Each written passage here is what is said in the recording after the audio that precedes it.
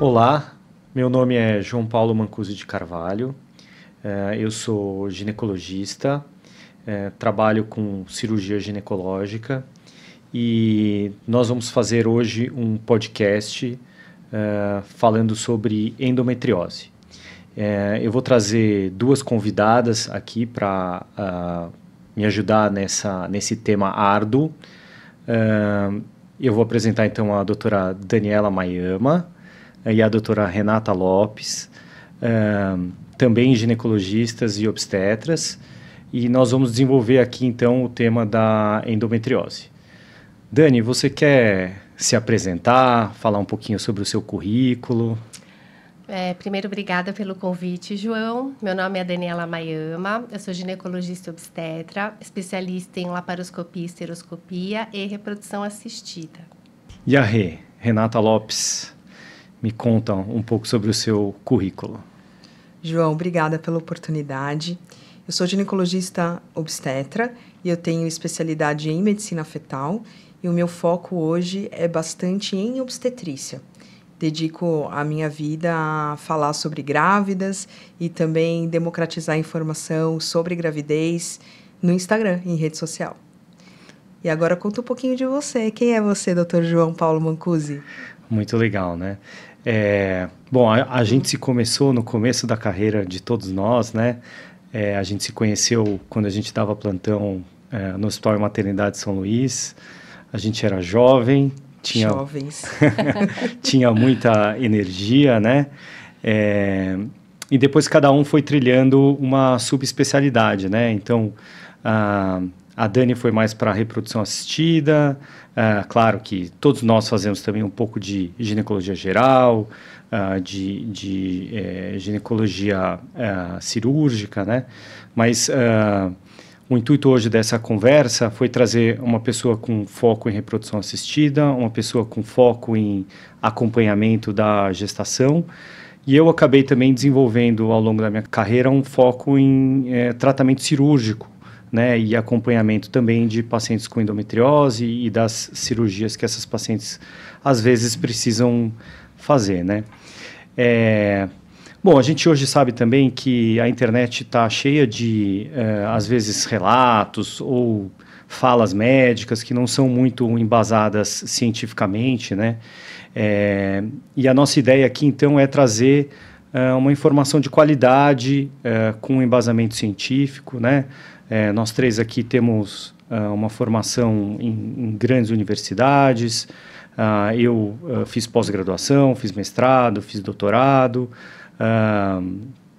Todos nós nos super especializamos, justamente para que a gente traga a informação de qualidade e isso suplante, às vezes, informações que estão por aí sendo veiculadas e que não tem tanta qualidade assim, né? Excelente. Um vai complementar o outro aqui. Sim. Então, acho que para a gente começar, você podia explicar um pouco o que é endometriose, como que é essa doença e quais são os principais sintomas dessa doença? Então, a endometriose, né, ela é uma doença, infelizmente, muito comum, né? A gente acredita que entre 5% a 10% de todas as mulheres tenham algum grau de endometriose, né? Felizmente, não são todas essas pacientes que têm sintomas ou que vão precisar de uma cirurgia ou até de algum tratamento ao longo da vida, né? Mas que seja 1%, né? Quando a gente olha 1%, de uma população imensa, né? São muitas pessoas que estão sofrendo com essa doença e com problemas que ela pode trazer, tanto em qualidade de vida, com sintomas, né? E o sintoma mais frequente da endometriose é dor, quanto com dificuldade para engravidar, né? Então, a endometriose ela é definida como a proliferação do tecido endometrial, que é o tecido que recobre a parte interna do útero, fora desse lugar. Toda vez que a mulher menstrua, uma parte desse sangue menstrual reflui pelas tubas, né, e cai dentro da barriga, né? E esse endométrio dessas mulheres que têm endometriose, ele tem a capacidade de se implantar onde ele cai. Essa é a teoria mais aceita, né? Tem uma outra teoria que diz que às vezes a paciente já nasce com endometriose e ela se aflora com a chegada dos hormônios, né, com a primeira menstruação e com a entrada no período reprodutivo. Talvez o que a gente tenha seja uma mistura das duas coisas, né, mas com certeza a gente sabe que esse refluxo menstrual tem algum papel. Então, a gente tem basicamente 3 tipos principais de endometriose, né? Então, aqui nessa imagem a gente pode ver, é uma imagem de um artigo científico de revisão do professor Chapron, que é um grande pesquisador da área, um pesquisador francês que publica desde do começo aí da história da endometriose. Então a gente vê aqui o que? Esses pontinhos amarelos que seriam lesões que a gente chama de superficiais, né? Então as lesões de endometriose elas podem ser superficiais quando elas invadem menos do que 5 milímetros, né? Depois esses pontinhos representados em vermelho, eles são as lesões que a gente chama de profundas. E também é muito comum que a paciente se assuste com esse diagnóstico. Ai, meu Deus, eu tenho endometriose profunda, como sendo alguma coisa muito grave ou muito assustadora, né? Mas, na verdade, a gente chama de endometriose profunda aquela endometriose que invade mais do que 5 milímetros.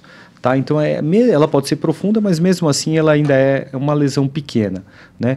E aí está representado em vermelho, essas lesões de endometriose profunda, elas têm a capacidade de ir além de uma membrana que reveste tudo por dentro, que é o peritônio. Então, quando ela vai além do peritônio, ela tem mais que 5 milímetros, ela se torna profunda. E ela pode invadir os órgãos da região pélvica, o útero por fora, de fora para dentro, o intestino de fora para dentro, né? E tem um terceiro espectro da endometriose, que é o endometrioma, né?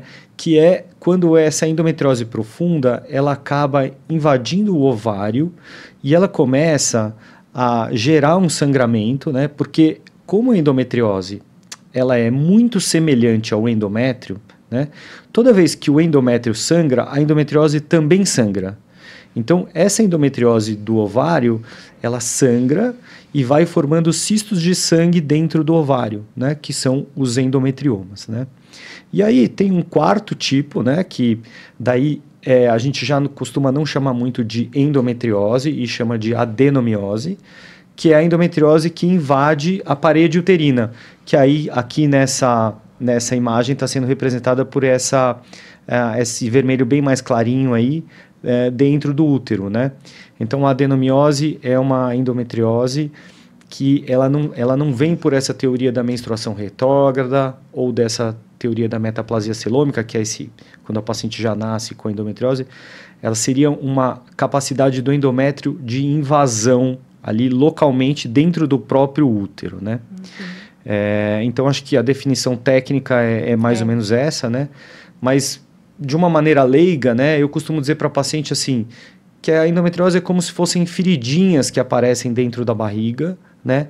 E essas feridinhas podem causar muita dor e dificuldade para engravidar. O interessante da endometriose é que não necessariamente o grau da lesão tem a ver com a gravidade dos sintomas dessa paciente, né? Então, não necessariamente uma paciente que tem endometriose mínima vai ter uma dor leve, ela pode ter uma dor grande com uma endometriose mínima, né? E o vice-versa também. Então, João, fala um pouquinho quais são os sintomas principais da endometriose, porque a gente sabe que a endometriose é uma doença que, estatisticamente, as pacientes demoram para ser diagnosticadas, né?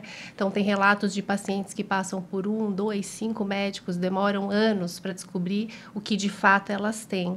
Então, para a gente poder ajudar um número maior de pacientes, acho que a gente podia comentar quais seriam os principais sintomas da endometriose. Como você disse, a endometriose é uma doença um pouco enigmática mesmo, né? Porque a gente vê pacientes com endometriose muito extensa e sem dor, e sem queixa, né? E a gente vê outras pacientes com endometrioses relativamente pequenas e com muita queixa, muita dor, né? Atualmente, a ciência explica isso de acordo com características moleculares daquele foco específico de endometriose. Então, tem focos de endometriose que têm mais produção de prostaglandinas, que são esses mediadores, substâncias químicas que causam a dor.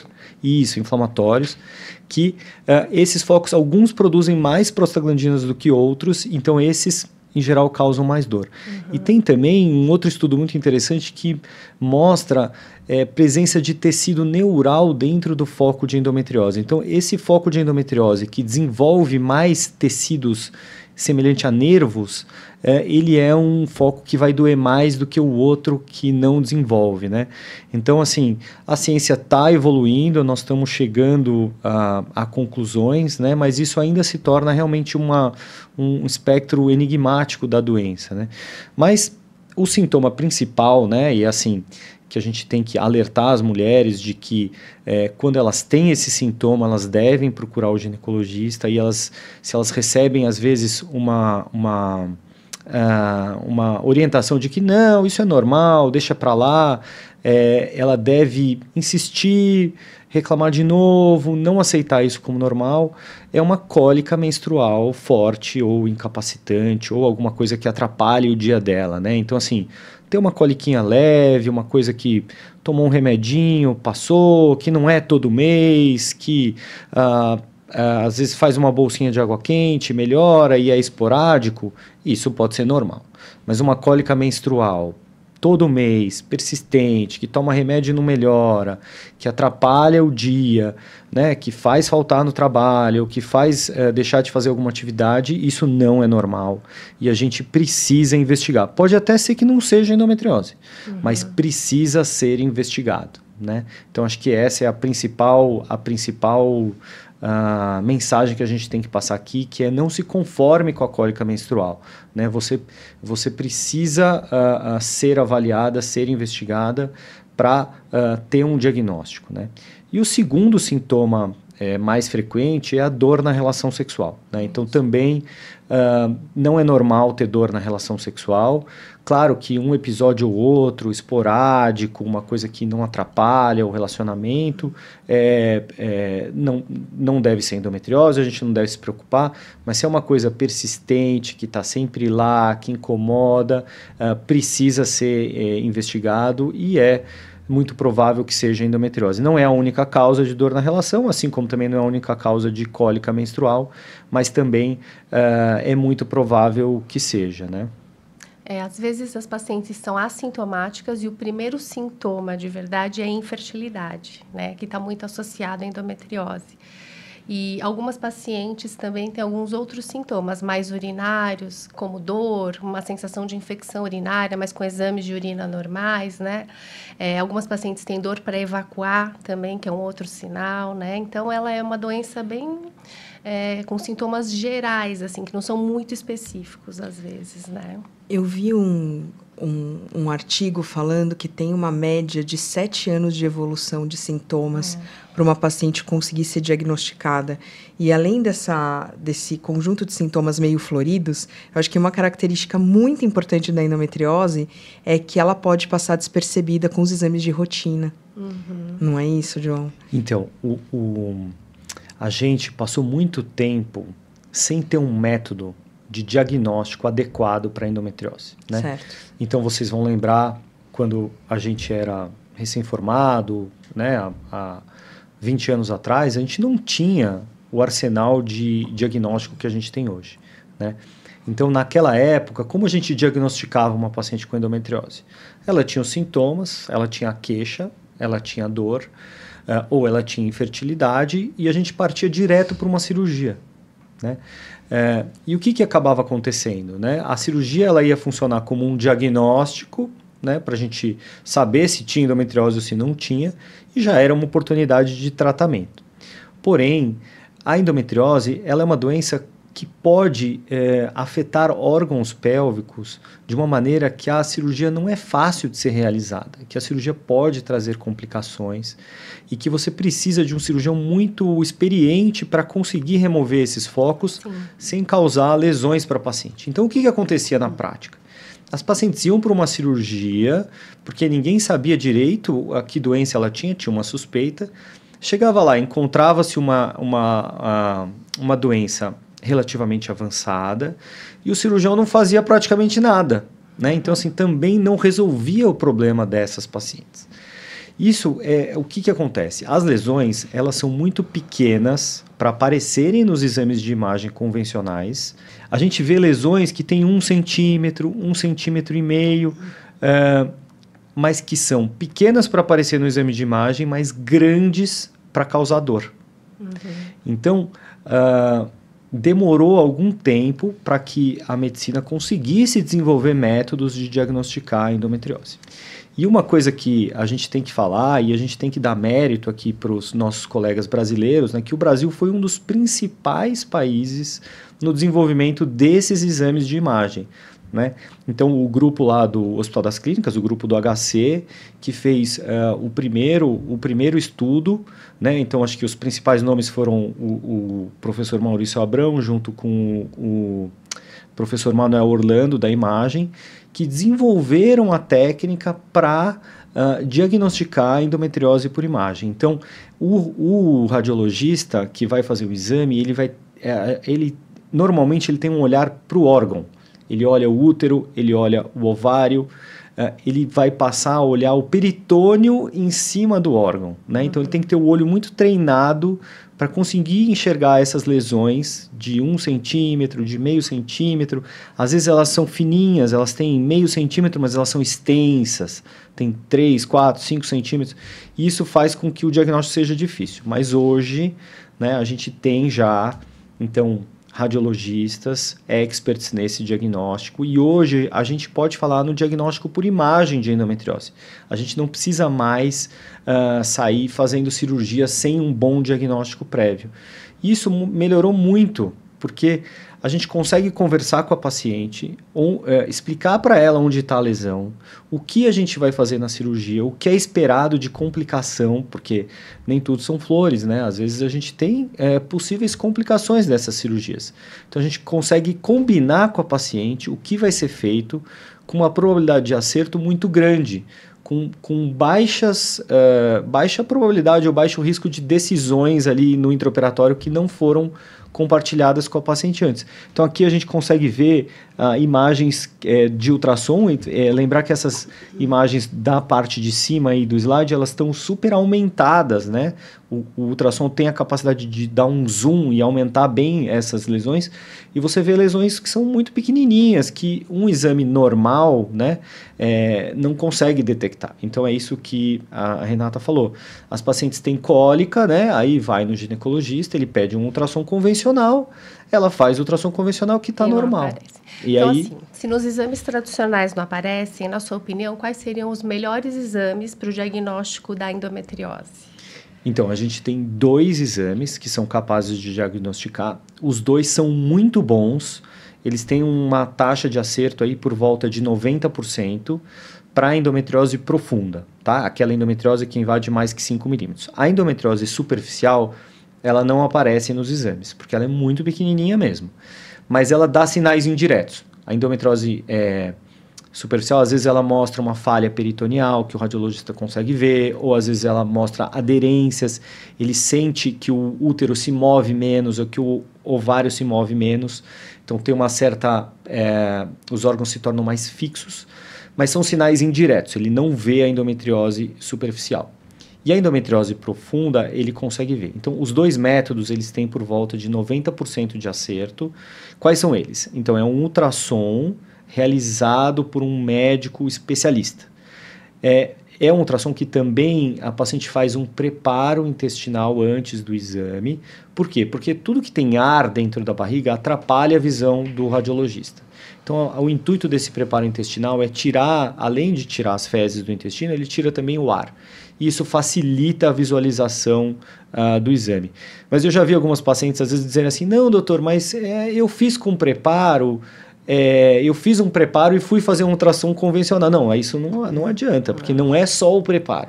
Você precisa do preparo e precisa também de um radiologista que saiba ver as lesões. E isso é o mais importante, até mais importante do que o preparo. Né? Então, esse ultrassom, hoje em dia, a gente... Porque até pouco tempo atrás não tinha um nome, né? Era um ultrassom para endometriose. Hoje em dia a gente chama de ultrassom para mapeamento de endometriose com preparo intestinal. Né? Então esse é um dos exames. E o outro exame é uma ressonância magnética. A ressonância magnética também vai depender do radiologista que vai fazer o laudo, né? Então, não é só a realização da ressonância. A gente precisa também de um radiologista que esteja acostumado a ver as lesões de endometriose. E aí, um outro colega também brasileiro, que é um fenômeno aí, que é o Leandro Accardo, ele criou uma sistematização do laudo da ressonância e também do ultrassom, onde ele sistematiza todas as áreas que o radiologista precisa ver e dizer se tem ou se não tem endometriose. Isso também ajuda muito a gente na hora da cirurgia e ajuda os radiologistas a padronizar esse laudo, né?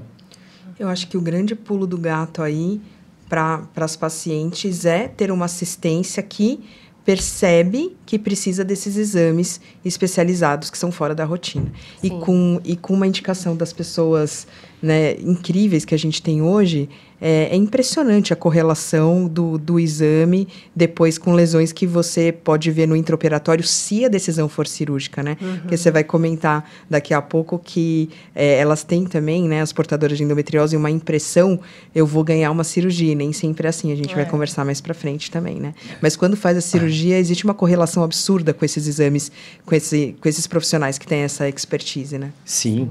E foi assim que os exames foram desenvolvidos, né? Então, por que o Leandro, por que o Manuel Orlando são tão bons, né? Porque eles viam o exame da paciente e eles iam depois no centro cirúrgico ver onde estavam as lesões. Perfeito. Então, o estudo pioneiro foi assim. Nós vamos fazer o exame e nós vamos ver a cirurgia. E assim foi sendo criada essa correlação e eles foram desenvolvendo essa expertise em descrever a lesão, sabe? Então, é muito, muito legal hoje em dia em grandes centros, porque também a gente tem que lembrar que o Brasil é um país de dimensões continentais, né? Sim.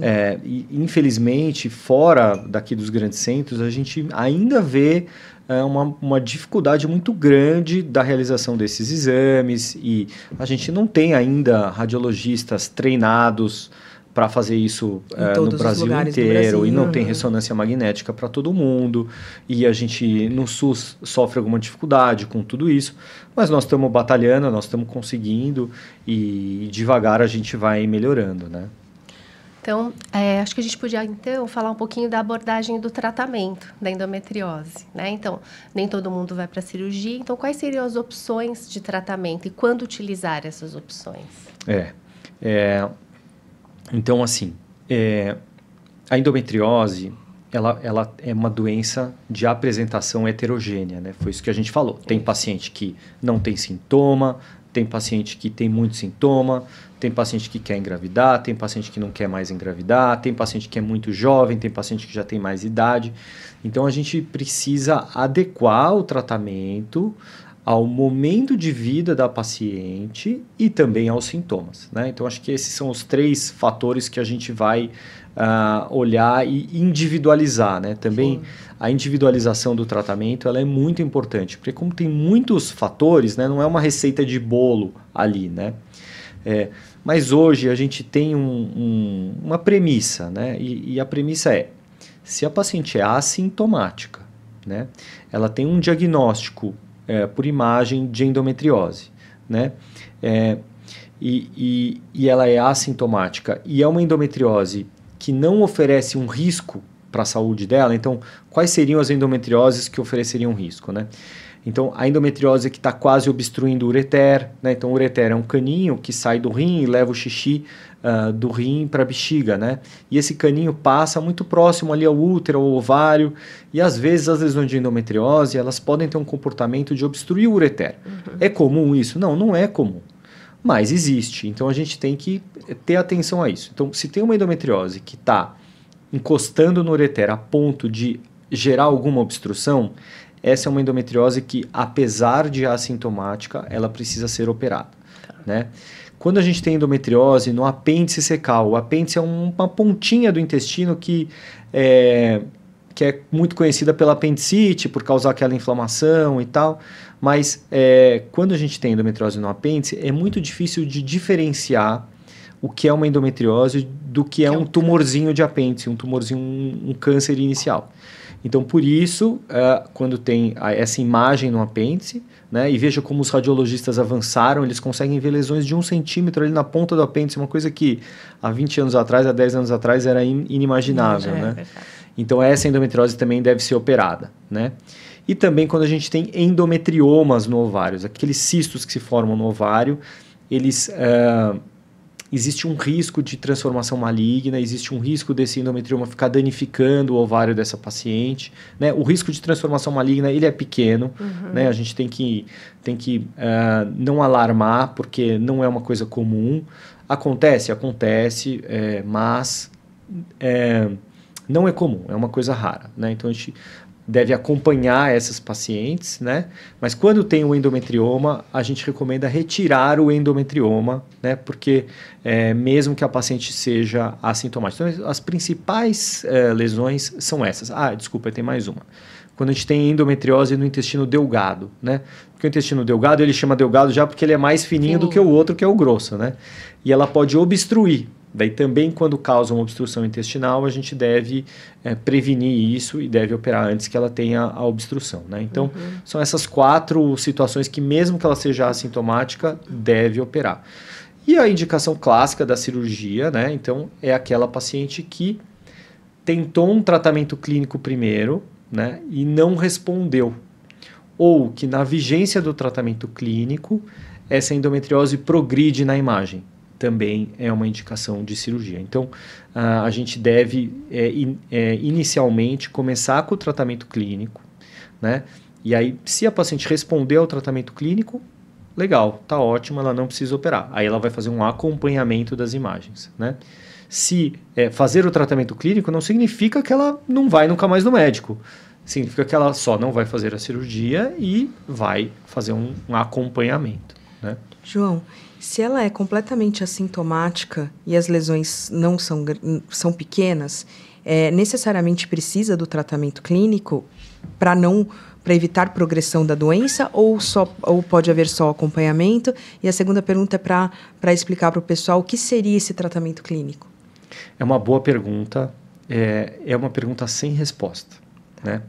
A gente vai ter que, de novo, individualizar ali paciente a paciente. Então, eu vou dar um exemplo mais concreto. Então, a gente tem uma paciente que não está tentando engravidar, que não tem cólica menstrual e que, por algum motivo, né, porque também se ela não tem cólica, como ela foi fazer um exame que diagnosticou uma endometriose? Também não é muito comum, mas às vezes acontece. E daí ela tem lá uma endometriose nos ligamentos uterossacros, que está estável, ela não é. Bom, o consenso da literatura hoje é que você deveria bloquear essa paciente, fazer o tratamento clínico, né? Então, por quê? Porque a gente acredita que a endometriose é uma doença evolutiva, né? E que com o passar dos anos ela vai acabar evoluindo. Ela provavelmente evolui muito lentamente, né? Mas a maioria dos autores acha que é uma doença evolutiva, né? Então, a gente recomendaria que essa paciente utilizasse um tratamento clínico para impedir que isso progrida. Porém, né, a gente vê muitas pacientes, né, que contam histórias para a gente. Por exemplo, eu usei pílula a vida inteira, né, porque o tratamento clínico ele é muito semelhante a uma pílula anticoncepcional, e ela usou pílula a vida inteira e ela tem a endometriose lá. Né? Então, assim, a gente fica um pouco na dúvida de qual que é a real capacidade do tratamento clínico de impedir a evolução dessas lesões, né? E também a gente tem que levar em conta que às vezes a paciente pode ser que ela tenha efeitos colaterais e tal. Então, é uma paciente que a gente deve individualizar, né? E a base do tratamento clínico, então, é o quê? É o bloqueio da menstruação. Quando você bloqueia a menstruação, você faz com que essas lesões de endometriose parem de menstruar todo mês junto com o endométrio.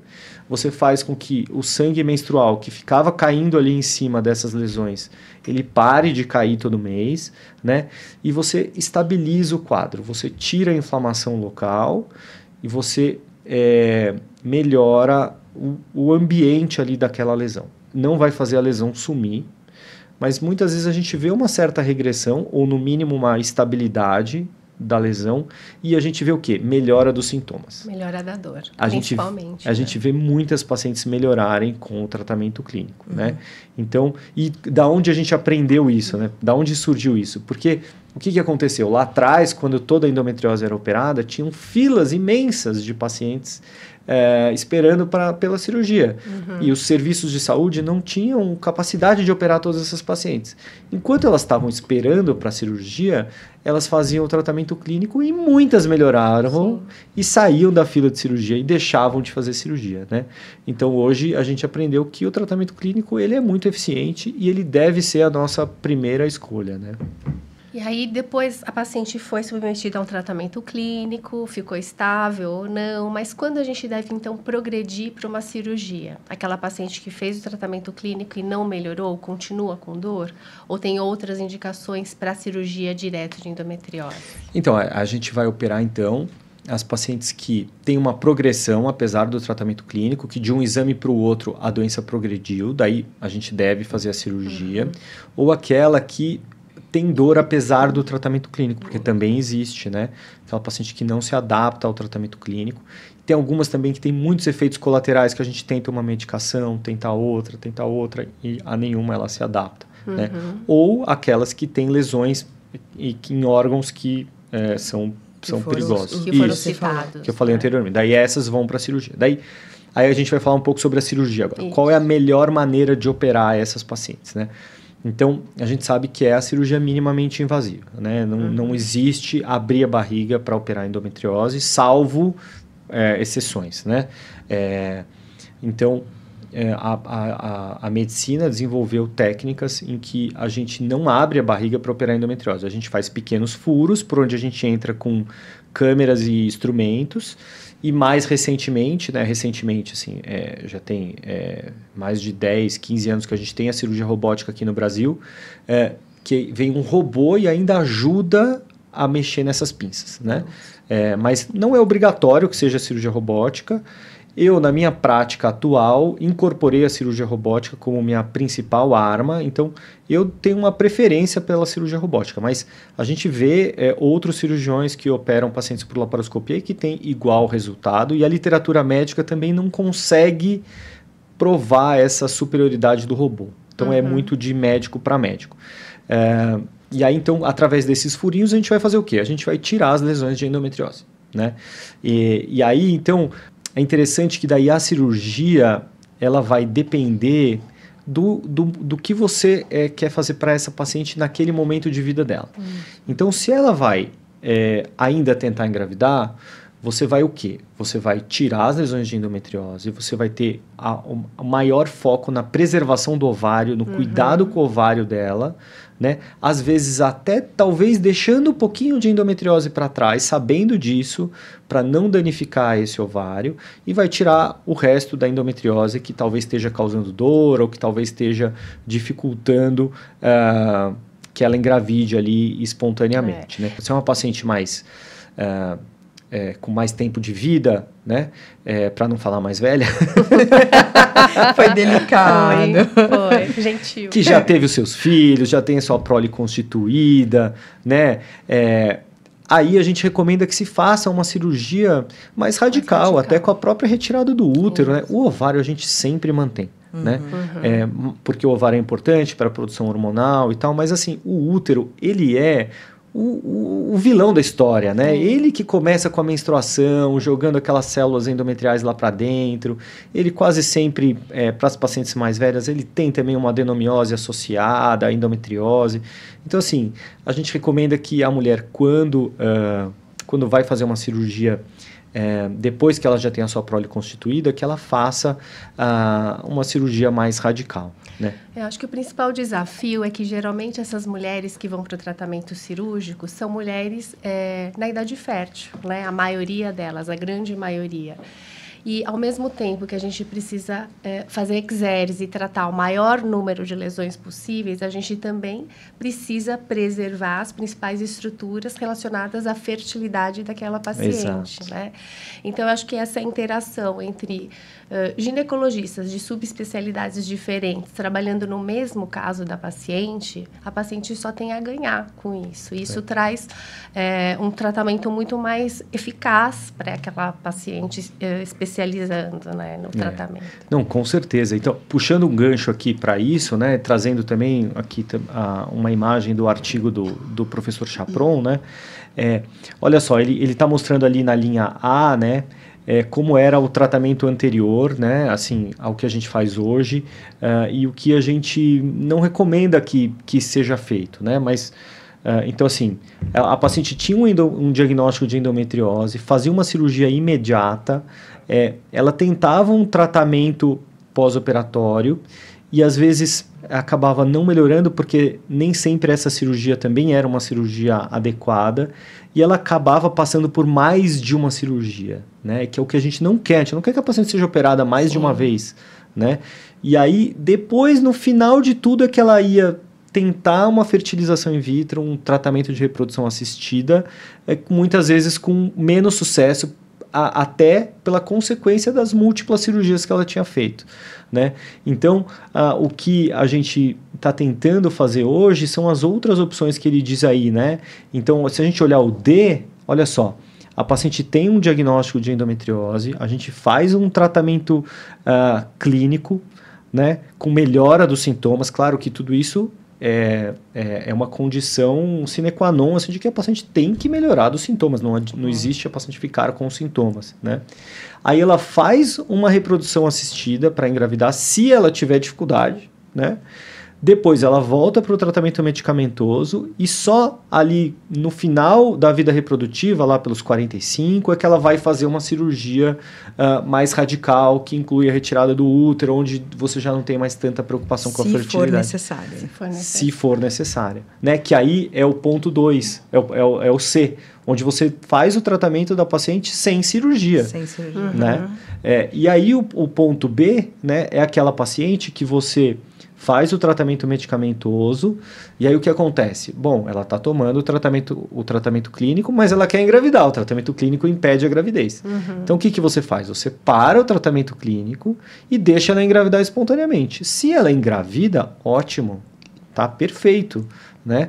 A gravidez, depois a Rê vai comentar, ela funciona até como um tratamento de endometriose, né? São 9 meses de progesterona lá no teto. Lá no teto. Né?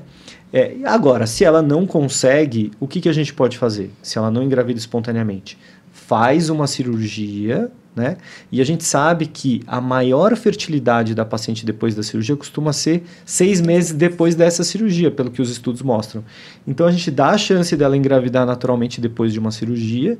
Se isso não acontecer, ela vai para as técnicas de reprodução assistida, né? E daí, então, puxando o gancho, né, Dani, para a tua área de maior expertise, né? Como você vê o papel hoje dos tratamentos de reprodução assistida para as pacientes com endometriose? Eu acho que depois que essas técnicas surgiram, isso melhorou e ajudou muito a vida dessas pacientes, né? Se a gente pensar que metade, de 30% a 50% das pacientes que têm endometriose são inférteis, ou seja, é uma grande quantidade de mulheres, acho que essas técnicas vieram para ajudar. Obviamente que não todas as pacientes precisam, então, às vezes as pacientes com tratamento clínico ou com a cirurgia engravidam espontaneamente, mas muitas vezes essas pacientes precisam, porque primeiro demoraram para fazer o diagnóstico de infertilidade, e aí quando elas chegam para engravidar, elas já estão numa idade mais avançada. E a gente sabe que o principal fator para a infertilidade é a idade materna, né? Hoje a gente acaba lançando mão principalmente de 2 técnicas, que é a inseminação intrauterina para as pacientes com endometriose geralmente mínima e sem distorções da arquitetura das trompas, ou a fertilização in vitro, que são para aquelas pacientes com endometriose mais grave, com outros fatores de infertilidade associados, que podem ser o fator masculino, outras doenças associadas. Então, essas pacientes acabam indo para uma fertilização in vitro. Em que situações você acha que a gente deveria fazer o congelamento de óvulos? Hoje em dia, sim. Em relação à primeira coisa que a gente precisa mapear é a idade da paciente e, obviamente, o desejo de ser mãe ou não, né? Então, se a paciente tem menos de 35 anos e não tem ainda um parceiro ou não está numa fase de vida que ela precisa, que ela gostaria de engravidar, está se dedicando a outros projetos profissionais, eu acho que é uma fase da gente começar a pensar. Então, até os 35 anos, na reprodução humana, é um marco, assim. Se você está pensando em engravidar, o ideal é que você engravide até essa idade. E se você não tem planejamento nenhum, ou se outras coisas apareceram no meio do caminho, como, por exemplo, uma endometriose, e você quer postergar isso, esse é o momento de você congelar. E Dani, quando que a gente escolhe congelar óvulo e quando a gente escolhe congelar embrião? Congelamento de óvulo serve principalmente para aquelas pacientes que não têm uma definição do parceiro, né? Sempre é melhor congelar embrião. As taxas de gravidez são melhores quando a gente descongela o embrião e transfere o embrião já pronto. Por quê? Quando a gente congela o óvulo é só um óvulo, ainda não fertilizou. Existem algumas etapas para chegar até esse embrião, né? Então, assim, a gente estima que para ter 2 a 3 embriões, a gente precisa de mais ou menos 20 óvulos. Então, sempre que der para congelar embrião, é melhor. Mas muitas pacientes hoje, principalmente, não tem um parceiro naquela idade da decisão da fertilidade. Então, nesses casos, o congelamento de óvulos é o mais indicado e é mais adequado. E quando a paciente tem um endometrioma, né, e ela vai fazer o congelamento, vamos supor, a gente tem uma paciente que a gente quer fazer o congelamento antes da cirurgia. Ela tem um endometrioma e eu quero ter uma segurança, eu quero ter óvulos congelados dela para eu poder mexer nesse ovário com um pouco mais de tranquilidade e ter menos risco de que ela não consiga engravidar depois do procedimento, né? Você acha que o endometrioma te atrapalha muito na coleta de óvulos? Na coleta, no ato de coletar, especificamente não, porque quando a gente faz a coleta de óvulos, a gente faz ultrassom e a gente consegue identificar o que é endometrioma e o que não é. O problema é que nos endometriomas extensos, eles acabam consumindo uma grande parte do parênquima ovariano. E a gente precisa de, quanto mais ovário saudável, melhor, para fazer um crescimento dos folículos através do uso das medicações para a gente poder coletar uma quantidade maior de óvulos, né? Então, acaba atrapalhando, mas dá para a gente conciliar. É uma escolha de Sofia, né? A paciente com endometrioma. Esses casos a gente, assim, tem que mesmo individualizar, né, João? A gente faz isso sempre com as nossas pacientes, porque o risco é você ter que ir para a cirurgia e acabar perdendo muito tecido ovariano, que também não vai ser adequado para aquela paciente. Você sabe que tem uma opção cirúrgica que a gente pode, nos endometriomas muito grandes, né? Isso também é uma questão de debate da literatura, mas a gente pode, às vezes, tirar uma parte desse endometrioma, né? E a técnica que a gente costuma fazer, que é o stripping, né? A gente descasca e tira o endometrioma preservando o ovário, mas ela é muito efetiva, essa técnica, para impedir que o endometrioma volte. Mas ela acaba também machucando um pouquinho mais o ovário. Então, tem alguns autores propondo que a gente tire a capa do endometrioma, né, e depois vaporize com um laser específico a parte da cápsula que fica no ovário, né? Com isso, a gente teria um dano menor ao ovário, né, com uma maior chance de recidiva do endometrioma, mas para paciente que quer engravidar, talvez fosse um risco de recidiva da endometriose aceitável em troca dela ter uma preservação da reserva. Né? Então, para alguns casos, a gente pode individualizar desse jeito também. Né? O que a gente acaba fazendo muito também, que algumas pacientes que precisam operar, mas também precisam garantir a reserva ovariana, os embriões, é que às vezes a gente faz a indução, faz a coleta dos óvulos, congela, E aí depois, num segundo passo, a paciente vai para a cirurgia, né? Se livra das lesões de endometriose, deixa o ambiente do útero menos hostil, com menos inflamação, para posteriormente a gente programar uma transferência embrionária, né? Esse cenário também é bem característico para as pacientes de endometriose e ajuda muito na taxa de gravidez. E conta pra gente, assim, de uma maneira bem simplificada mesmo, como é feito o tratamento? Assim, quanto tempo dura? Como ela recebe medicação, não recebe? Ela faz ultrassom, não faz? Então, assim, os principais tratamentos são a inseminação e a fertilização, tá? A inseminação, para quem? Para aquelas pacientes que têm pelo menos uma trompa pérvia, para aquela paciente que o fator masculino não é tão importante, mas que, porque a endometriose, a gente sabe que a endometriose prejudica a qualidade dos óvulos, parece que ali, nesses fatores inflamatórios, existem os fatores autoimunes também que prejudicam a maturação e a qualidade desses óvulos. Então, se é uma coisa leve, ela vai para a inseminação. Na inseminação, a gente tem que lembrar que todo o processo de fecundação acontece dentro do próprio corpo da mulher, né? Então, o que a gente faz é utilizar medicações que são indutoras da ovulação. Então, num ciclo normal, a paciente vai ovular um óvulo. Para a gente aumentar a chance de gravidez, a gente quer que ela ovule um pouco mais. Numa inseminação, não tanto, mas um pouco mais, para aumentar a nossa taxa de gravidez. Então, ela toma medicações, a gente segue essa paciente no consultório. Então, geralmente as medicações começam a partir do dia que ela menstrua. Lá pelo 3º, 4º dia do ciclo, ela começa a usar uma medicação indutora da ovulação, que pode ser via oral, pode ser subcutâneo, depende de cada caso. E a gente faz ultrassom até acompanhar a ovulação. Então, o ultrassom demora do período que ela começou a medicação, do 3º, 4º dia do ciclo, até a ovulação, que geralmente são 14, 16 dias. Quando a gente detecta que o folículo está maduro, a gente mede, se faz uma medida ultrassonográfica desse folículo no ultrassom, a gente dispara, faz o trigger para ela ovular, e aí a gente calcula o momento da ovulação com a inseminação. Então, no dia da inseminação, a gente vai para o laboratório de reprodução humana, o parceiro colhe o sêmen, a gente faz um processamento seminal e com catéter, sem anestesia, porque é um procedimento praticamente indolor, a gente injeta aquele líquido seminal preparado dentro do útero daquela paciente. Então, é um procedimento mais simples e muito fácil de fazer, né?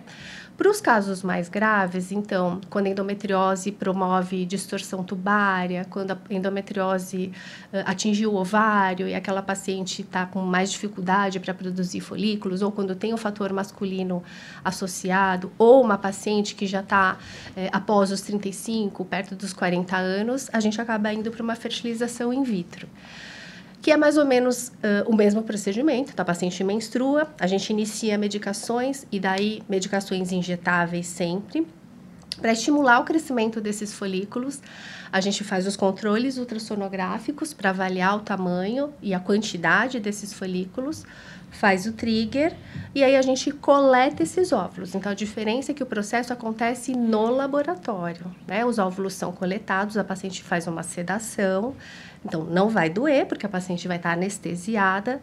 A gente faz uma punção transvaginal para a obtenção desses óvulos e no laboratório é que vai acontecer a fecundação. Então, o embriologista vai pegar um óvulo, o marido vai coletar o sêmen naquele dia, vai introduzir no microscópio eletrônico esse espermatozoide dentro do óvulo, esse é o processo de fecundação, e vai ser acompanhado lá na estufa aquele embriãozinho que precisa se desenvolver, né? Então, o procedimento também, do período que ela começa a medicação, que geralmente é na menstruação, até a coleta, pode variar mais ou menos entre 14 e 16 dias aí. Normalmente, a gente congela esses embriões, eles podem ou não ser biopsiados para um estudo genético, e aí, no próximo ciclo, a gente faz uma transferência desses embriões. A transferência é indolor, e o preparo é muito mais simples do que nessa primeira fase das coletas, né? Então, com isso, a gente consegue aí aumentar a taxa de gravidez dessas pacientes com endometriose também. E qual que é a probabilidade? Eu sei que não é uma coisa matemática e tal, mas assim, qual que é a probabilidade de uma mulher ali de 35 anos, né? Ou 34, para não falar 35, porque 35 é bem o que divide, né? Então, pegar uma mulher de 34 anos que está tentando engravidar e não está conseguindo, né? Foi diagnosticada uma endometriose.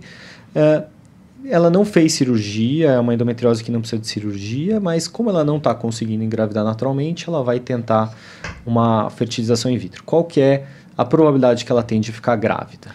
Então, a taxa de gravidez em pacientes até 35 anos que se submeteram à fertilização é bem boa, é perto de 50%, 49%. O grande pulo do gato aí, o fator que tem mais influência é a idade. Então, com 37 anos, essa taxa já cai de 49% para 42%. Com 39 anos, já cai mais 10%, é perto de 30%. Isso por ciclo? Isso por ciclo. Por ciclo. E após os 42 anos, essa taxa é menor do que 9%. Então, o que a gente pode fazer de mais importante para ajudar essas pacientes com endometriose? Então, primeiro, fazer o diagnóstico rápido. A paciente chegou, o médico tem que ter uma escuta atenta para ela não perder esse tempo, né?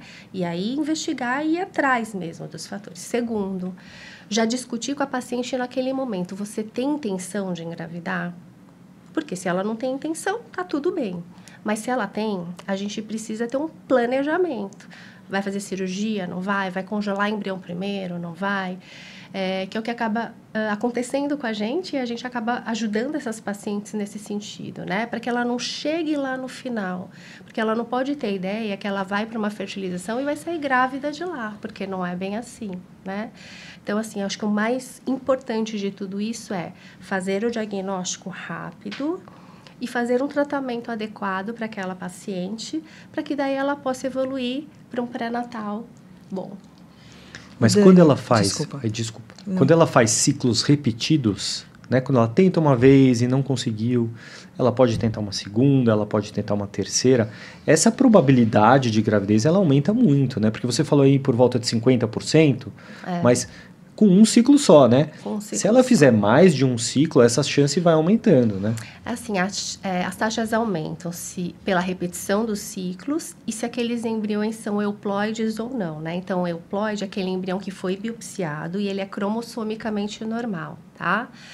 Para uma paciente normal, sem endometriose, depois de 3 transferências de embriões euploides, as taxas de sucesso são entre 80% e 90%. Isso. Né? Mas, para uma paciente com endometriose, a gente não tem um número mágico definido, a gente sabe que as taxas são sempre menores. Porque a qualidade do óvulo é pior, pelos fatores imunológicos, os fatores inflamatórios da endometriose, e as taxas de implantação parecem ser melhores também. Não se sabe ao certo qual é o menores. Menores. Então, implanta menos. Mesmo o embrião normal, implanta menos numa paciente com endometriose, porque, de alguma forma, o endométrio, seja por fatores inflamatórios, imunológicos, parece que fica um pouco mais hostil. A minha pergunta era essa, se as taxas que você falou são para pacientes com endometriose também, ou se tem alguma mudança, e você acabou de responder. E tem também, né, alguns estudos que... isso foi um pouco contradito por um estudo mais recente, mas tem alguns estudos, a maioria da literatura acho que caminha para dizer também que quando você tem uma falha no tratamento de reprodução assistida, na paciente com endometriose, mesmo que ela seja assintomática, a cirurgia pode trazer um benefício de melhora das chances de gravidez com um novo ciclo, por exemplo, né? Sim. Parece que assim, quando você remove as lesões, de alguma forma você diminui aqueles fatores inflamatórios daquela região e aí você acaba melhorando o ambiente para o desenvolvimento embrionário. E aí, então, vamos supor que agora, infelizmente, né, por questões sociais, questões de culturais, né, essa paciente acabou deixando para fazer a sua tentativa de gravidez com a reprodução assistida já numa idade mais avançada, aí depois dos 42, 43, 45 anos, em que ela já não tem mais assim, aqueles óvulos com muita qualidade, né? a gente sabe que tem a opção da doação de óvulos, né? Dela receber um óvulo doado. Queria que você explicasse como funciona isso e também desse uma pincelada na parte de legislação, sabe? Quem pode doar, quem não pode, isso era de um jeito, mudou, como que está isso hoje em dia? A doação de óvulos hoje basicamente funciona como se fosse um banco, né? Então, são selecionadas pacientes jovens, que são as candidatas às doadoras. Normalmente elas têm abaixo de 35 anos. E aí são feitas todas as investigações, tanto de doenças infecto-contagiosas, então tem que ser livre de HIV, de hepatites e tal. E é feita uma avaliação cromossômica também, então é feito um perfil de cariótipo dessas pacientes. Nesse cadastro você vai ter a ascendência, então se ela é asiática, europeia, né? A estrutura óssea, então se é pequena, média, grande, a cor da pele, a cor dos olhos, a cor do cabelo e o tipo sanguíneo. Então essas são as informações tanto do fenótipo, da cara da paciente, quanto das possíveis doenças. Tá? E esse banco, ele é um banco... quem gerencia esse banco? Como Quem gerencia geralmente, assim, cada clínica de reprodução assistida tem uma pessoa que cuida disso. Entendi. Né? Então, cada clínica tem o seu. Cada clínica tem o seu. Lembrando que agora que a legislação mudou. Então, antigamente isso era feito de uma forma anônima, né? As pacientes estavam lá, o banco estava disponível e aí era feito o pareamento de acordo com essas características. Hoje, parentes de primeiro grau e de segundo grau podem doar os óvulos, né? Então, hoje já tem uma facilidade, mas acho que isso, assim, é muito individual daquela paciente, né? Nem todas as pacientes querem ir para uma ovodoação, né? Também envolvem outras coisas, até psicológicas, emocionais, que podem ser mais difíceis, mas é uma opção. Então, a paciente pegaria um óvulo doado, né, juntaria com o espermatozoide do marido. Isso. Né, e aí transferiria esse embrião para o útero dela. Né? E o contrário também é relativamente comum, né? Nós estamos falando aqui de endometriose, mas tem casos que isso é feito com uma doação de espermatozoide, quando o fator de infertilidade é masculino, né? Isso. Legal. E... Você quer falar mais alguma coisa? Não, eu acho que agora a gente podia falar assim, então a gente já fez o diagnóstico da endometriose, né? A gente já ajudou essa paciente a engravidar, e aí agora a gente podia discorrer um pouquinho como vai ser, quais são as consequências. Então, tá bom, a paciente fez toda essa batalha e engravidou. Como é que vai ser o pré-natal? O que uma paciente dessa deve esperar? Eu acho que a Rê pode responder isso. E esse assunto é tão interessante, né? Porque... quando se fala de endometriose, todo mundo pensa dor, infertilidade, técnicas de reprodução assistida. É mais comum esses temas serem associados na cabeça da paciente com endometriose. Mas é como se fosse, cheguei na gravidez, cheguei na linha de chegada. Agora, não tem mais nenhuma consequência na gravidez, né? Cheguei, vou ter meu bebezinho, agora é outro jogo, né? E você sabe que uma paciente me falou exatamente isso, né? Ela virou e falou assim, doutor... eu estudei tudo sobre endometriose, eu sei tudo da endometriose, agora que eu engravidei eu fiquei sem chão, eu não sei o que fazer. Pois é, agora é igual, eu cheguei, venci e é tudo igual. E assim, isso é muito pouco falado, então eu agradeço muito a oportunidade de falar isso para jogar luz nesse assunto, né? Porque as pacientes que têm endometriose, elas têm consequências na gravidez diferentes também. E é interessante a gente dar informação para a paciente e também para assistência médica de entender que essa paciente merece uma outra vigilância. É diferente. E a gente vai conversar aqui um pouquinho por que é diferente e o que, né? Quais são essas complicações que aumentam, né? Vocês querem que eu já mande ver? Então já posso falar. Né? Que assim, o que uma paciente que tem endometriose que engravidou deve esperar? Quais são os principais riscos de alteração do pré-natal que ela corre? Talvez a gente pudesse dividir em trimestres, né? No primeiro... Os obstetras têm essa mania de dividir as coisas em trimestres. Não, o que acontece, por tudo que a gente já falou aqui, a endometriose, ela é uma doença inflamatória crônica. Certo? Então, ela tem consequências impactantes na decídua e na placentação, além de na qualidade do óvulo, que a doutora Dani acabou de falar. Mas, além disso, a decídua, né, é aquela região ali no útero que vai recepcionar esse embrião, né? Essa decídua de quem tem endometriose, acredita-se que é uma decídua que tenha mais inflamação, problemas em relação à angiogênese, que é a formação de vasos, problemas imunológicos. Então, tudo isso pode impactar em várias coisas. Vamos dividir, né? A primeira delas é a implantação. Então, as pacientes com endometriose têm maior risco de abortamento, né? Com adenomiose e com endometriose, né? Estatisticamente, isso já foi comprovado por trabalhos robustos, né? Então, existe maior chance de abortamento mesmo que você tenha um embriãozinho euploide, né? Você tem maior chance de gravidez ectópica se ela tem uma distorção da arquitetura da trompa, né? E as pacientes que têm uma endometriose até num grau leve, elas podem ter essa consequência do primeiro trimestre. Então, os trabalhos, às vezes, dividem para a gente o grau da endometriose também, o subtipo da endometriose. Se ela é mais leve ou se ela tem um acometimento mais grave, né? Então, desde a endometriose mais leve, pode haver esse aumento de risco de abortamento e de gravidez ectópica também. Mas não é só isso, né? Então, por conta de impacto na placentação também, o que seria a placentação? É a formação da placenta, que é o órgão que vai nutrir o bebê, passar nutrientes, passar oxigênio.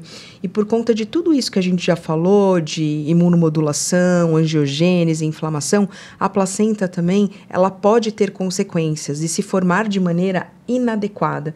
Então, a gente sabe que a placenta, ela se forma em 2 ondas, que a gente chama de invasão trofoblástica, né? Esse nome difícil quer dizer que os vasinhos ali do útero têm que encontrar os vasinhos da placenta, e isso acontece numa dança maravilhosa feita por Papai do Céu em 2 ondas. A primeira termina com 16 semanas, a segunda termina com 24 semanas, e as pacientes com endometriose pode ter um impacto nessa placentação. Por isso, estatisticamente, essa paciente portadora de endometriose tem mais chances de ter pré-eclâmpsia na gravidez, que a pré-eclâmpsia, a origem da pré-eclâmpsia é a placentação, né? A pré-eclâmpsia é a pressão alta da gravidez, que atinge aproximadamente 7% das mulheres, mas ela é potencialmente muito grave para a mãe e para o bebê. Ela leva a vida de mais de 500 mil bebês ao ano no mundo inteiro, né? E de vidas maternas também. 70 mil mulheres perdem a vida no ano por pré-eclâmpsia, então é uma coisa muito séria. Então, as pacientes com endometriose têm esse maior risco de pré-eclâmpsia também. De placenta prévia, que é quando a placenta ela se localiza em cima do colo do útero. Isso pode acarretar algumas consequências na gravidez, como sangramentos, prematuridade. Aliás, falando em prematuridade, estamos em Novembro Roxo, que é o mês de combate à prematuridade, que é a principal causa de mortalidade infantil. E as pacientes com endometriose também têm maior chance de prematuridade. E essas consequências que eu estou falando agora, pré-eclâmpsia, placenta prévia, prematuridade, são mais incidentes naquela endometriose que tem um grau mais grave, né? Vamos dizer assim, né? E então, olha quantas coisas, né, que podem acontecer na gravidez. E aí, além disso, maior taxa de cesárea, maior taxa de hemorragia no parto, maior taxa de internação em UTI neonatal do recém-nascido, né? Então, isso é de uma maneira geral. E, além disso, os trabalhos mostram para a gente algumas coisas que eles colocam como consequências mais raras, mas que é interessante a gente trazer aqui, que alguns focos de endometriose podem ter sangramento durante a gravidez. O nosso grande amigo Marcelo salvou a vida de uma paciente grávida com um foco de sangramento no diafragma, o diagnóstico é tão difícil, né? Imagina na gravidez com a questão de limitação de exames de imagem e tudo isso. E também ruptura uterina, porque existe uma fragilidade da parede uterina em pacientes com endometriose mais grave. E aí você pode, inclusive, ter ruptura uterina, que é quando esse útero abre mesmo, e é muito grave para a mamãe e para o bebê. Então, olha quantas coisas, né? Só que eu queria, depois de falar tudo isso, trazer uma visão que, assim, a gente tem que ter essa informação. Eu acho que a paciente com endometriose que engravida, ela precisa ter essa visão né? Porque muitas vezes não é colocado para ela esses riscos maiores. Fora que a gente nem está falando quando tem a associação dos riscos pela fertilização in vitro. Sim. Porque, às vezes, a gente tem uma paciente, né, como falamos aqui, muitas vezes que tem endometriose e fez fertilização in vitro, e a fertilização in vitro, por si só, também traz aumento de incidência de algumas complicações, como a própria pré-eclâmpsia. Exatamente. Então, depois de tudo isso, a gente precisa entender que essa paciente precisa ser muito bem orientada com coisas que, às vezes, a gente esquece. Primeiro, o básico bem feito. O que seria o básico bem feito? A importância dos pilares do estilo de vida numa grávida é impressionante. Ainda mais numa grávida com endometriose ou que fez fertilização in vitro. Então, alimentação, ter uma alimentação saudável, não ter uma alimentação inflamatória, né? Ela praticar exercício físico desde quando ela esteja liberada pelo seu obstetra, que na grande maioria das vezes é no primeiro trimestre, começar a prática de exercícios físicos, ela dormir bem, fazer manejo de estresse, isso é essencial. E numa consulta boa de pré-natal, ela tem que ser, não é assim, chegou, tô grávida, uma bateria de exames para você colher, ultrassom obstétrico, você não pergunta o que ela está comendo, se ela está comendo a taxa de proteína que ela tem que comer, porque a grávida tem uma alta necessidade proteica, se ela está fazendo ou não exercício, se ela está dormindo bem, se o marido dela está estressando ela, como é que está o trabalho, se ela quer ir para o home office, o que está acontecendo. O obstetra tem que colocar luz nesse assunto. Porque é legal dizer que isso que você está falando, é muito legal você trazer isso, porque nós não abordamos esse tema durante o tratamento também. Eu pensei nisso. A própria paciente com endometriose, né? A gente vê aquela paciente que mexe nesses pilares do estilo de vida que você falou, que faz uma dieta mais saudável. Eu, pessoalmente, sou um pouco... A gente tem visto uma linha de médicos e nutricionistas e profissionais de saúde, vamos chamar assim, dando muita importância para alimentação, para tratamento de endometriose e, às vezes, propondo dietas muito restritivas para essas pacientes. Eu, pessoalmente, sou um pouco mais conservador, né?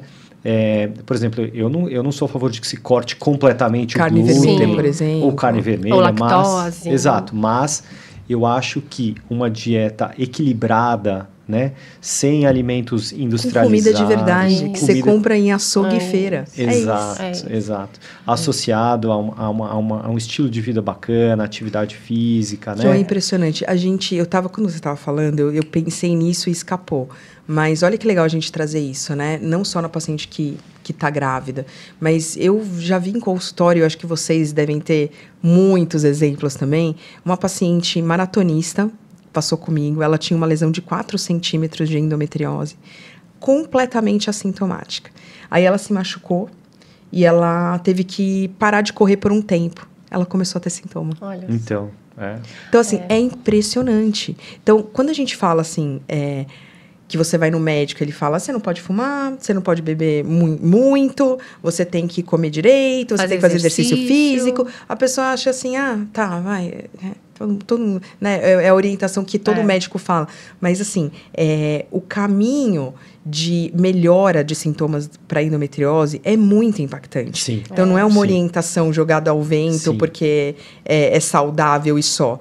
É um tratamento real.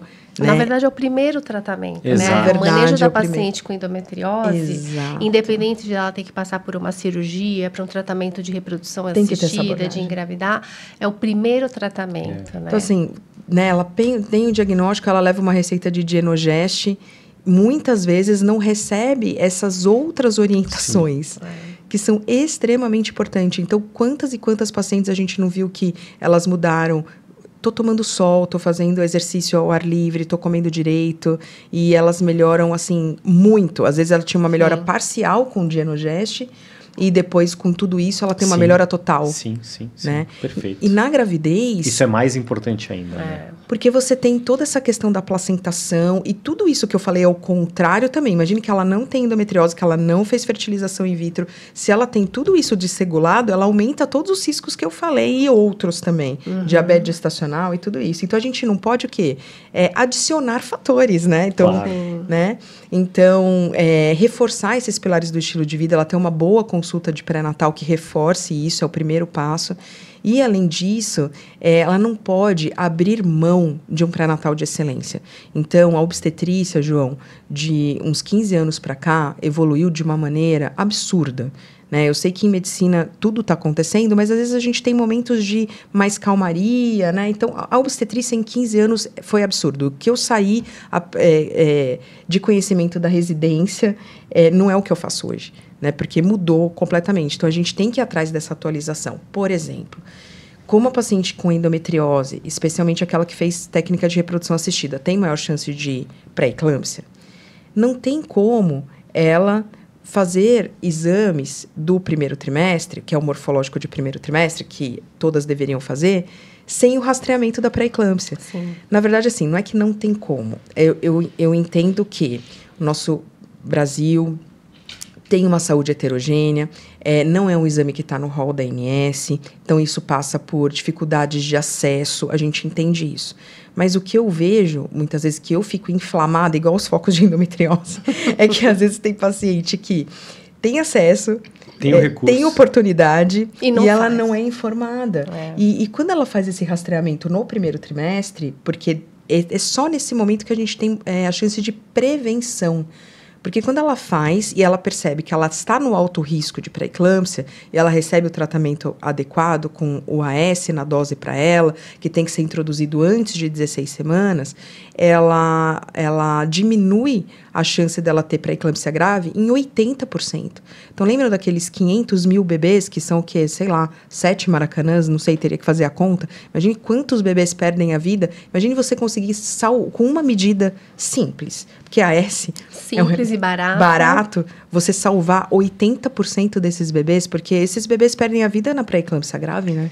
Você acha que a paciente com endometriose que fez reprodução assistida, que tenha, por exemplo, mais um outro fator de risco, ela está um pouquinho acima do peso, alguma coisa assim, ela já teria indicação de receber o AS apesar do rastreamento ou não? Essa pergunta é muito boa, e inclusive, lendo algumas atualizações, até para me preparar para o podcast, isso é questionado de pacientes com endometriose grau 3, grau 4, já receberem um AS. Então, tem uma linha de pensamento assim, isso não está ainda como protocolo de saúde pública, de saúde coletiva, né? Então, isso é uma ideia, são estudos que estão surgindo, principalmente porque esse rastreamento não é acessível. Exato. Né? Então, eu acho, sim, hoje, o que vale a pena, e eu vivencio isso tendo a oportunidade de fazer telemedicina com mulheres que estão em outras cidades, em outros estados, em cidades que não dosam o PLGF, que é necessário para você fazer o rastreamento. E juntando isso que você falou, muitas vezes eu, individualizando cada caso, eu indico. Pensando em pacientes, por exemplo, que já estão em obesidade, que é outro fator de risco, que têm endometriose, ou que fizeram fertilização in vitro, não vão conseguir fazer esse exame do rastreamento, ou conversando com ela, pesando prós e contras. Eu acho que individualizando os casos, em alguns casos vale a pena, sim. Porque a pré-eclâmpsia, ela realmente é muito grave. Então, mas não é só o AS, né? É o AS com toda essa questão do estilo de vida que a gente está falando, né? E, além disso, como aumenta o risco de prematuridade também, essa mamãe grávida não pode abrir mão do rastreamento da prematuridade, que ele é mais simples do que o rastreamento da pré-eclâmpsia. Ele é feito no segundo trimestre, com avaliação transvaginal do colo do útero, e é outro exame que salva vidas, porque se você vê ali um encurtamento do colo do útero a tempo, você consegue instituir tratamento, você consegue salvar vidas, né? E, além disso, existe toda uma questão em relação ao parto. Então, nesses trabalhos também questiona-se Porque no nosso país não é tanto uma realidade, mas assim, muitas mulheres optam por terem seus bebês em centros de parto que não tem a possibilidade de ter sala de cesárea, se essa mulher evoluir para cesárea, ou às vezes parto domiciliar. E mulheres que têm endometriose num grau mais grave, elas têm que ser orientadas que elas têm que ter o seu infraestrutura, programar, né? Uma infraestrutura, porque elas têm maior taxa de cesárea e maior taxa de hemorragia pós-parto. Né? Então, a gente avançou super, mas eu acho que eu queria que você voltasse e pela importância desse tema, né? E por ser uma coisa que é relativamente recente, né? Não é uma coisa, claro que não é tão antigo assim, mas eu queria que você explicasse um pouco mais, sair um pouco do tema endometriose, mas explicar um pouco mais do rastreamento da pré-eclâmpsia, porque é uma coisa muito importante, né? Eu acho que a gente podia dedicar um pouquinho de tempo aqui para você explicar como ele é feito, qual o racional desse rastreamento, né? E até assim, para aquelas pacientes que não tem esse rastreamento bioquímico naquela cidade. Ela pode ter outras armas, né? Ela não pode ter um morfológico bem feito, uma avaliação da pressão arterial. Então, eu queria que você falasse um pouquinho disso. Eu agradeço tanto a oportunidade de falar sobre isso, porque isso é uma das coisas que eu, assim, levanto essa bandeira mesmo, porque é um exame que salva vidas. Na gravidez, a gente tem alguns exames que salvam vidas, né? E não é drama isso, é verdade. Um deles é o rastreamento da pré-eclâmpsia. Então, esse rastreamento foi proposto pela Fundação de Medicina Fetal, que é o maior centro de medicina fetal do mundo, lá em Londres, e validado, né? Então, já está corroborado pela Federação Internacional de Ginecologia e Obstetrícia. Então, isso não é opinião de especialista, não. Isso já está validado pelas formadoras de opinião em obstetrícia. Então, o que acontece? Quando a gente fala de rastreamento, é o seguinte: eu quero avaliar qual o risco daquela paciente em ter uma determinada coisa. Quando eu falo de morfológico completo, eu quero oferecer a melhor avaliação para ver o risco do bebezinho ter síndromes cromossômicas e de ver o risco dessa mãe desenvolver pré-eclâmpsia, que é a pressão alta da gravidez. Tá. Então, ela vai rastrear duas doenças. Duas. Pré-eclâmpsia, que é pressão alta na gravidez, e síndromes cromossômicas. Exatamente. Eu posso simplificar e dizer síndromes cromossômicas como síndrome de Down? Pode, perfeito. Para ficar mais fácil das pacientes entenderem. Como, por exemplo, síndrome de Down. Que é a mais frequente. Que é a mais frequente. Então, é um exame, né, que é um ultrassom, que é feito lá no primeiro trimestre, no final do primeiro trimestre. Sim. Para procurar essas duas doenças. Principalmente essas duas doenças. E o que elas têm em mente é que, assim, vou fazer ultrassom, eu já vou fazer tudo isso. E não é isso. Para você ter essa modalidade completa, você precisa de algumas etapas. Primeiro, você precisa do pedido médico correto, com os rastreamentos, né? E aí, tecnicamente falando, são esses nomes difíceis que eu falei. Precisa estar no pedido médico: Doppler, rastreamento bioquímico e esses 3 marcadores com esses nomes difíceis que eu falei. Agora eu vou fazer uma pergunta mais técnica. Tá. Você pode fazer o rastreamento da pré-eclâmpsia usando só o PLGF ou você precisa de todos os marcadores? Você pode sim fazer só com PLGF. Aliás, o melhor modelo de rastreamento proposto no mundo é essa paciente fazer, agora eu vou entrar num outro termo técnico, me desculpem, o NIPT, que é o teste genético não invasivo, e aí ela faz o morfológico com Doppler e PLGF somente, porque aí ela não precisa fazer o rastreamento fetal com o beta-HCG livre com proteína plasmática A, porque ela já fez o NIPT.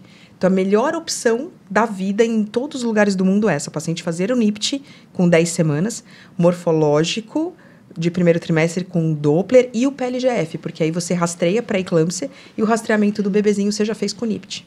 Perfeito. E você recomenda que isso seja feito para todas as grávidas ou só a partir de uma determinada idade, só se ela tiver um fator de risco? Universal. Universal. É universal. Então, o que eu fico mais inflamada ainda é quando essas pacientes recebem orientação do tipo: ah, não, você não é hipertensa. Ah, não, na sua família... Não é isso, é universal. É claro que a gente tem fatores aqui. Se a mãe dela teve pré-eclâmpsia, dobra a chance dela de ter pré-eclâmpsia. Se ela fez fertilização in vitro, é um fator de risco. Se ela é obesa, é um fator de risco. Ser nuligesta, né, ser primeira gravidez já é um fator de risco. Tem que ser universal, porque é um exame que realmente você vai salvar vidas e a intervenção é muito barata e acessível. E salva 80%, né? Então, além de ser uma coisa simples, barata, rastreia e previne 80%. Eu acho que assim, nós estamos caminhando, né, para que aquele exame morfológico, que era o que a gente fazia antes, que é o que a gente aprendeu na residência e tal, ele vai caminhar para se tornar esse painel completo. Então, a gente está fazendo isso. Olha que coisa interessante. De quanto tempo para cá surgiram? Então, porque eu acho que a medicina leva uns 10 anos para uma inovação se concretizar. Né? É exatamente o que eu ia falar. Na verdade, isso vem em meados de entre 2010 e 2013, tá? Agora, a gente já está com 10 anos, então a gente está começando a falar muito sobre isso. E a gente já vê em serviços particulares, uma coisa que eu fiquei muito feliz, que há 3 anos para trás, 15% das pacientes em serviços particulares em São Paulo faziam rastreamento. Hoje, a gente já está em 50%. Olha só. Mas as operadoras de saúde ainda não cobrem, né? Não cobrem. Não. Então, essa paciente não está no rol da ANS. Porém, olha só, gente, o Ferrinject, que é uma medicação de ferro endovenoso, também não estava no rol da ANS até o ano passado. E é a melhor opção do que o Noripurum, por exemplo. Certo. Né? E em 2023... Entrou, né? Eu vou, desculpa, falar um outro nome aqui para médicos. O S-Flit PLGF, que é aquela relação que a gente usa para predizer pré-eclâmpsia lá na frente, também entrou para o rol da ANS o ano passado. É uma luta. Esse exame vai entrar. Vai entrar. Ah, vai. Enquanto não entra, é o seguinte... Você tem a opção de fazer? Faça. Você tem que fazer certas escolhas? Não faça sexagem. É lógico. Faz o PLGF. É o mesmo valor. Exato. O sexagem é R$300, o PLGF R$300. Né? Se você tiver que escolher, entendeu? E outra coisa, o que as pacientes falam, as grávidas, o que eu ouço elas falarem é assim, eu quero ter opção de escolha. Então, assim, mas você não ia ter condições. Calma, me dá a escolha. Aí eu vou ver se eu dou meus pulos aqui, consigo ou não. Sim. Eu acho que também nisso envolve uma questão da educação médica, né? Porque, por exemplo, quando a gente se formou e quando a gente acabou a residência, não existia esse exame. Não. Né? Exato. Então, se é um médico que se atualiza, se aperfeiçoa, também a paciente só tem isso disponível porque o médico também se atualizou. Mas né? você sabe que a gente trabalha com educação médica, né? A gente está em todos os congressos, a gente está em todos os cursos e o médico, eu vejo o médico como um dos profissionais que mais procura atualização. Verdade. Sim. Mas o que acontece é que, às vezes, existe uma certa dificuldade mesmo, né? E eu vejo alguns médicos com uma cabeça muito pequena. Às vezes eles tem uma pensam assim, né? mas eu vou pedir isso para paciente, ela Você sabe o que acontece? Aqui na minha cidade não tem. É isso. Aí eu queria voltar na pergunta que a Dani fez, que é assim, é importante a gente ter o conhecimento, é importante a gente saber como funciona na sua cidade. Exato. É importante você saber se tem profissionais especializados, porque esse profissional, para fazer o cálculo, ele precisa ser auditado pela Fundação de Medicina Fetal. Tá? Então, tem todos esses parâmetros. Lembra que eu falei? Pedir do médico certo, ela colher os biomarcadores, ela ir para um fetólogo apto e auditado para fazer esse exame. Mas vamos supor que esteja numa cidade, numa situação que ela não possa, ou financeiramente, ou porque não existe os biomarcadores, o PLGF e tal. Olha só que interessante. Existe a possibilidade dela fazer o rastreamento da pré-eclâmpsia com histórico, então ela preenche um questionário com a medição da pressão arterial, 2 vezes no braço direito, 2 vezes no braço esquerdo, ao mesmo tempo, e com Doppler das artérias uterinas. Isso você consegue fazer em todo lugar. Sim. Se você tem um aparelho de ultrassom, você tem Doppler. Sim. Né, de serviço de medicina fetal. Aferir a pressão arterial... Precisa só do médico auditado ou treinado. O médico precisa ser treinado. Aí, quando ele joga... Então, quando a gente faz esse rastreamento da pré-eclâmpsia completo, você tem uma sensibilidade de 90% de detecção com 10% de taxa de falso positivo. Excelente método. Sim. Quando você tira o PLGF da frente e você faz com esses métodos de questionário, pressão arterial e Doppler, cai para 68%. 70%, vamos arredondar. 70% é melhor que zero, gente. Claro. É muito melhor do que zero. Mas o que eu fico me perguntando também, sabe, é que às vezes o AS também é uma medicação tão bem tolerada, com riscos muito pequenos. Então a gente fala de riscos assim, se a paciente tiver um acidente, se ela tiver uma fratura, São riscos relativamente pequenos. Será que não valeria a pena universalizar o AS, assim, sabe? Dar para todo mundo, por exemplo? Isso já foi estudado também, e a resposta que chegou-se é não. Tá? Que é melhor você fazer o rastreamento, tá? E é claro que individualizando as coisas. Então, assim, peguei uma paciente semana passada, ela estava com 14 semanas, não fez o rastreamento, não tinha como fazer na cidade dela, ela tinha vários fatores de risco, e o AS tem que ser introduzido antes de 16 semanas para ele fazer o efeito. Então, a chance eu prescrevi. única. Eu prescrevi e expliquei para ela. O racional, elas entendem, gente. Tem que precisar ter tempo, explicar. Claro. Entendeu? Então, olha só como esse rastreamento, sem o PLGF, você pega 68% de sensibilidade. Cara, é muita coisa, né? Mas precisa disso. Precisa da gente falando sobre esse exame, democratizando a informação. O que acontece muito são as pacientes buscando isso. Nossa, atendi outra paciente semana passada também, ela falando assim, ela é de Teresina. Ela falou, ninguém sabia do que eu estava falando. É isso. Ela viu o médico botando no Google ali e tal, não sei o que, é uma capital de um estado de São Paulo, né? Então, é isso, a gente tem que começar a falar, os pacientes começam a cobrar, aí começa uma corrente do bem para isso ser implementado na prática clínica e a maioria das pacientes terem acesso. Sim. E fantástico, fantástico. E no contexto da endometriose, então, e da paciente que engravida, quando eu ouvi você começar a falar de todos os riscos, eu fiquei um pouco pessimista. Um pouco assustada. Eu também. Ela demorou para engravidar. Ela fez um tratamento para engravidar. Eu vou ser a parte ruim do Cheguei até podcast. aqui. Pois e agora? Mas o que eu queria dar essa noção é que, assim... Apesar de terem todos esses riscos, né, a gente vê que a maioria vai dar tudo certo. A maioria. Só que assim, veja bem, primeiro que a maioria vai dar tudo certo. Esses riscos, como eu disse, eles são maiores realmente naquelas pacientes que têm uma endometriose com grau mais grave, tá? Mas, veja, quando a gente tem essa visão dessa abordagem, você minimiza tudo. Exato. Quando você faz as orientações corretas dos pilares do estilo de vida, quando você faz os rastreamentos, quando você coloca ela em vigilância, né? Então, assim, todos os riscos que já são menores, porque a maior chance é dar tudo certo, né? Mas todos os riscos que já são menores, você minimiza mais ainda com tudo isso. O que não dá é para a gente ter isso, já que já está comprovado cientificamente, e a gente não dá o melhor para a nossa paciente. Exato, exato. Né? A gente não dá o melhor para nossa paciente. Lembrando também, só um detalhe, né, que eu acho que é a coisa que fica para elas, principalmente também na gravidez, é que sim, é um momento de embebição de progesterona, então normalmente é um período da vida delas que elas têm um alívio dos sintomas da endometriose.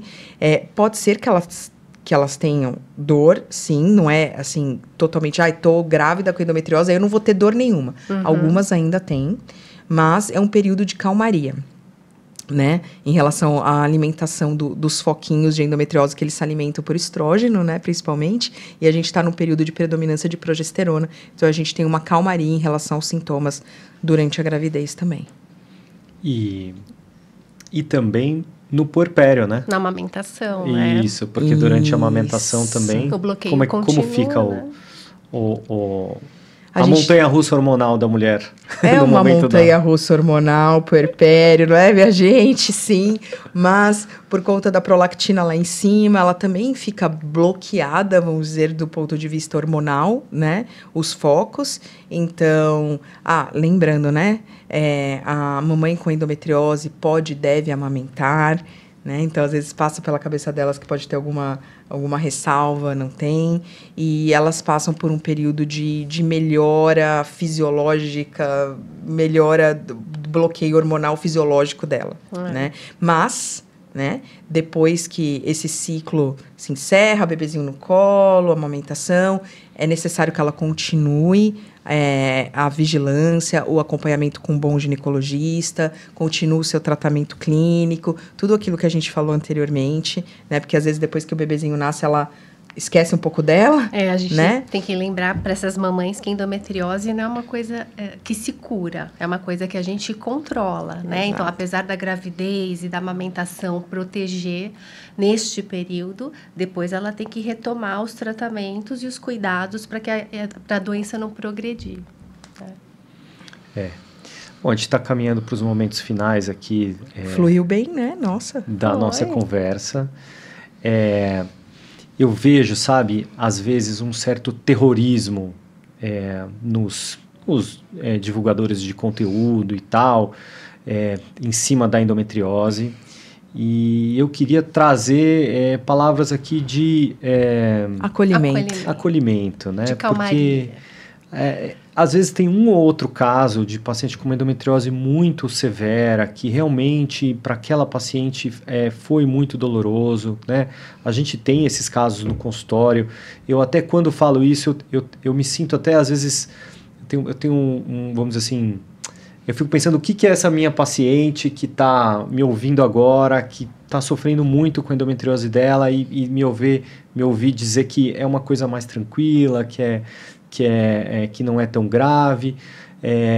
Eu peço desculpa, né, para algumas pacientes que são uma minoria que tem uma doença muito agressiva e de tratamento difícil. Mas a esmagadora maioria das pacientes, a gente vai diagnosticar corretamente, né?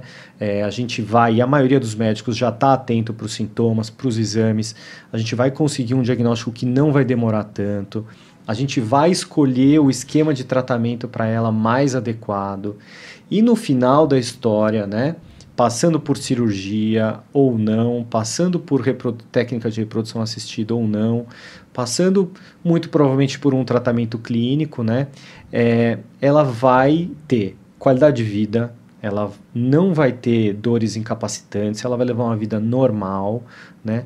Ela vai ter o seu bebê em casa, né? Vai passar pelo pré-natal, vai conseguir engravidar e vai dar tudo certo, porque a nossa medicina evoluiu muito, né? Então a gente hoje consegue identificar essas pacientes e cuidar delas e fazer o melhor tratamento, né? Então eu queria dizer isso, que a maioria das pacientes com endometriose, elas vai ficar tudo bem, vai dar tudo certo. Talvez ela precise fazer um tratamento, ela vai ter um pré-natal um pouco mais cuidadoso, mas no final vai ficar tudo bem. E que existem, assim, pessoas e equipes multidisciplinares, né, diferentes especialidades dentro da ginecologia, nutricionistas, psicólogos, preparadores físicos, que também contribuem nesse processo, né?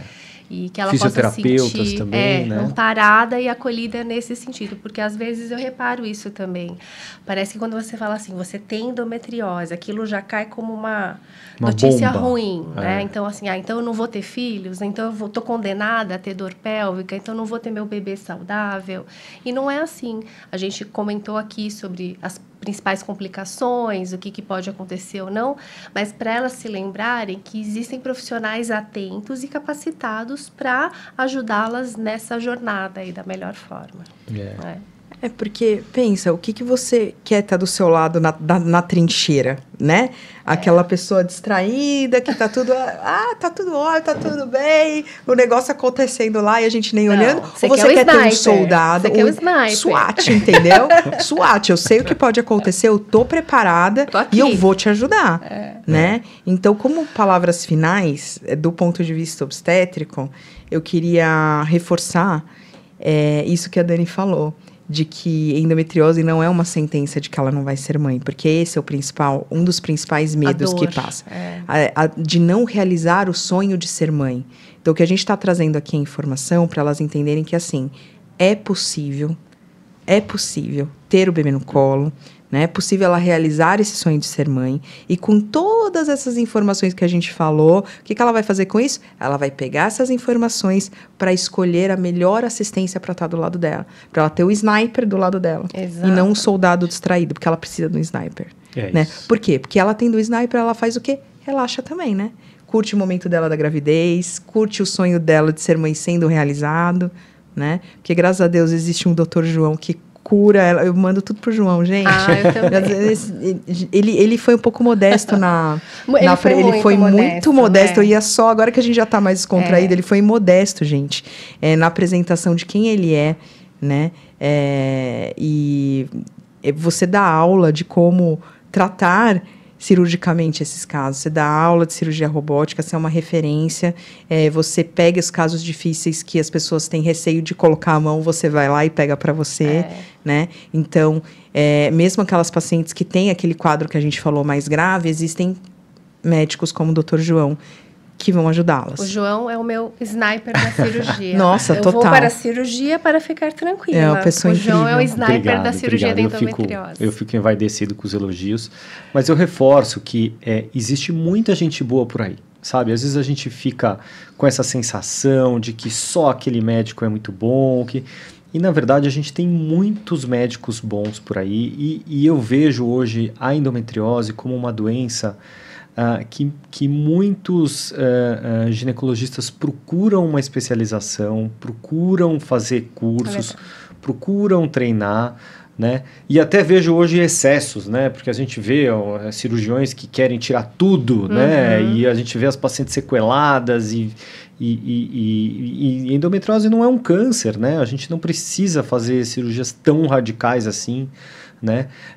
Então, o bom senso sempre impera, e a gente sempre se esforça para fazer o melhor para os nossos pacientes, né? Eu costumo dizer que não é nada mais do que a nossa obrigação. Sim. Quando a gente escolheu fazer a nossa profissão, a gente escolheu que a gente ia fazer o melhor possível. A gente fez um juramento sobre isso. Né? Exato. Então, e o melhor possível inclui as atualizações, né? Sempre. Né? Inclui as atualizações e, além disso...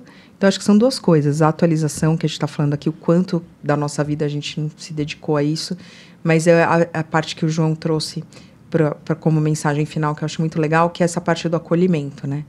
Então, é informá-la com acolhimento. Na verdade, existe uma outra pessoa ali na frente, ela não é uma estatística, né? Exato. Ela é uma pessoa que tem sonhos, que tem medos. Tem dores. Então, juntar essas duas coisas, a expertise com o acolhimento e você entender que você é uma alma humana tratando outra alma humana, né? Isso. Legal. Muito bom. Obrigada pelo convite, João. Adorei. Adoramos. Muito legal.